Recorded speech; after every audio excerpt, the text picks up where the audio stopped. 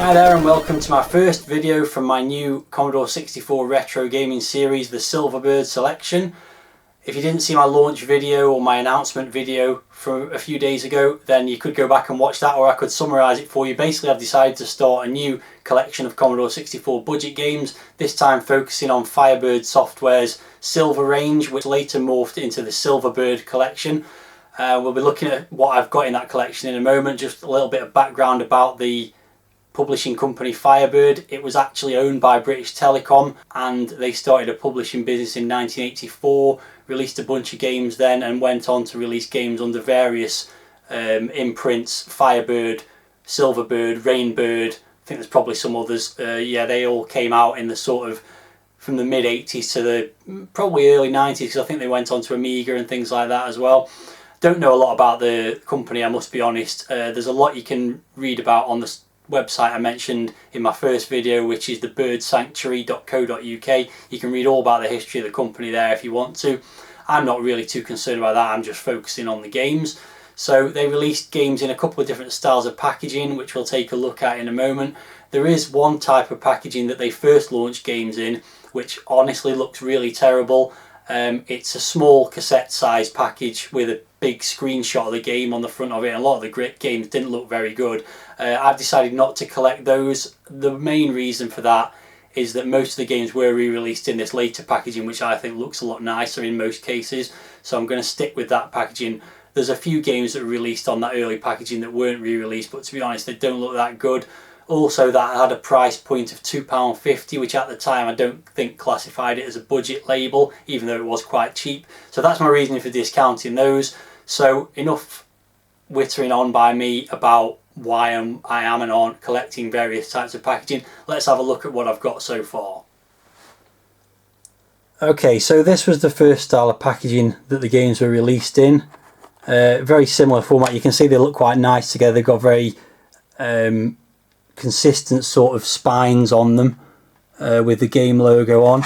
So this is one of the games up a bit closer, BMX Kids. So you get some artwork on there. You get this Silver Range on the top left with the price on £1.99, the system that it's for, and like a nice sort of frame around it. So they all kind of look like that. You then get the game name on the spine, and then on the back you usually get a couple of screenshots, a little description of the game, and a big Firebird logo. So that's the first game I've got in that packaging, BMX Kids. I'm just not going to go through them all too closely, but to go through them, show some of the more standout ones. This one's a bit interesting. Brainstorm was actually released as a cover mount game with computer and video games, and that's the version I've got. It was released directly as well, but this one's a little bit different because it's actually got versions of the game for the three main 8-bit systems, Spectrum, Amstrad and Commodore 64, all on one tape. So that's a little bit of an anomaly.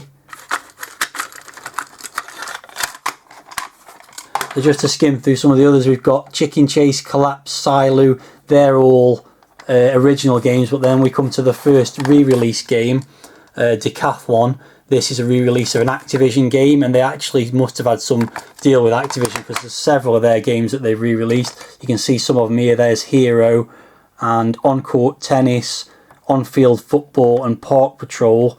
They're all re-releases of Activision games that were released in the early 80s, and they've got a few more, River Raid, Pitfall 1 and 2, and several other Activision games. There are some other re-releases as well from other companies like Electric Dreams and Digital Integration. I think there's a couple of theirs. Can't remember them all off the top of my head, but that's one of the reasons I'm doing this collection, is because it's got a mixture of originals and re-releases, which I think is quite nice. Just like when I did the Mastertronic games, it's the same principle. So yeah, a few more just to pick out there. We've got Eyeball, Microrhythm and Microrhythm Plus. They're actually like music software things, so there's a few bits and pieces like that in this collection of games as well. A couple of shoot 'em ups at the end there. Warhawk is particularly quite highly regarded, I think. It's a vertically scrolling shooter. So that was the first style of packaging. So let's move on to the second style of packaging, and I got to be honest, this is not great looking packaging. You've got these purple and black stripes in the background of the packaging. The logos are alright. You've got the system information and the price and all that kind of stuff on there, Silverbird logo, but the artwork is not great on a lot of these, and they look pretty cheap generally. I mean, they were cheap, but they look pretty cheap. There is a slightly different style of packaging. There's a few of these games that released for $2.99 and they have yellow and black instead of purple and black in the background. They look a little bit nicer, and on the back we don't have any information about what the game's about at all. You just get 4 screenshots. So just to give you a slightly different example, here's Cauldron. This is a re-release. As I've mentioned, there are some re-releases on this Silverbird branding, and in this case at least they've used the images from the original box cover, so it doesn't look too bad. But again, on the back you've just got the 4 screenshots, and although this is a Commodore release, I think it's pretty clear they're probably Spectrum screenshots. So yeah, there's a mixed bag of games here again. We've got Beach Buggy Simulator, we've got quite a few sporty sounding things. We've got a European 5-a-side, Ninja Scooter Simulator, Pogo Stick Olympics. There's some pretty terrible sounding games here.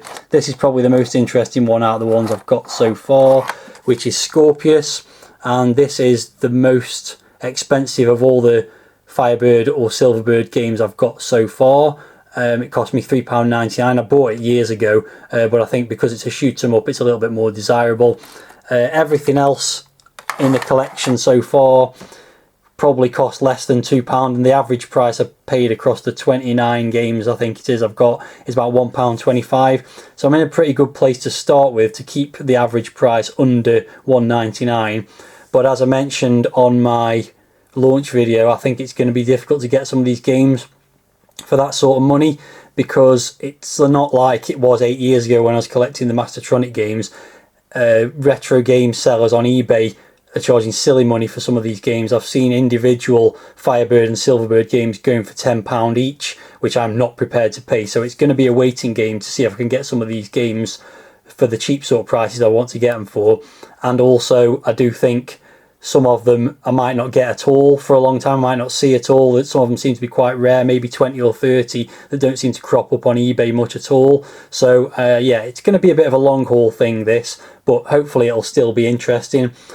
I'm going to start my reviews in the next few days probably with this game, which is alphabetically the earliest game I've got out of all the Silverbird games and the Firebird games. I'm just going to refer to everything as Silverbird from this point onwards, because I can't just keep saying Firebird or Silverbird. So yeah, that's alphabetically the first one I've got, Beach Buggy Simulator. So that's what I'm going to start with in my first review. Just to mention also, there were a very small number, I think 3 or 4 games which were released on a different kind of packaging, which I don't have yet, but I'll just put a picture up on the screen just for reference. Those were $2.99 Silverbird games in a slightly different packaging. I'm not sure whether they were the latest one, the last ones that were released, or some earlier ones, but I'll get to them eventually. They're on my list to pick up at some point, so when I get one we'll take a look at that packaging a bit more closely. Okay, so thanks for watching, and next time around we'll see the first game review from this series, the exciting looking Beach Buggy Simulator.